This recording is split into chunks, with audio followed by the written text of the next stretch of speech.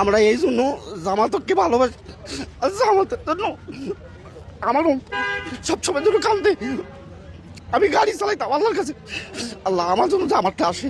জামাতটা যখন ছেলে পেলে আজকে জামাতে যদি থাকে, আজকে জামাতের ভিতর থাকলে এইসব ছেলে উন্নয়নের কাজ করবে, সৎভাবে চলবে।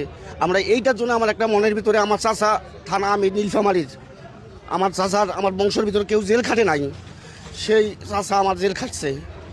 আমরা এই জন্য জামাতকে ভালোবাসি। জামাতের জন্য আমারও সবসময় জন্য কান্দে। আমি গাড়ি চালাইতাম আল্লাহর কাছে, আল্লাহ আমার জন্য জামাতটা আসে।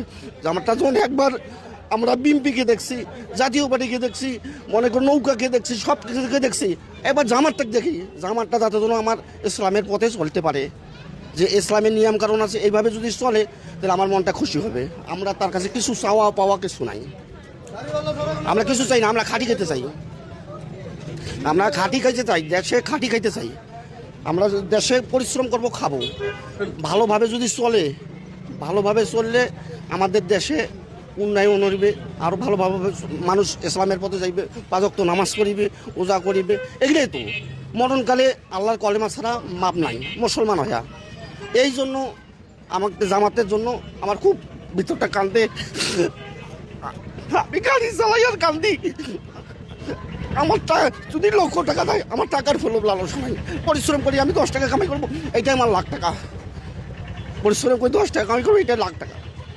এই জন্য জামাতের উপর আমার খুব পরে আমার আর কিছু কথা কইতে ভালো লাগে না। কি বললাম? বলছে দোয়া করেন বাবা, আমার রাস্তা দোয়া করেন যাতে কোনো ভালোভাবে চলতে পারি, এইভাবে বলছে। সামনের দিনে কি জামাত? আমরা তো বলতে পারবো না, এইভাবে কথা বললে ভুল হয়ে যাবে।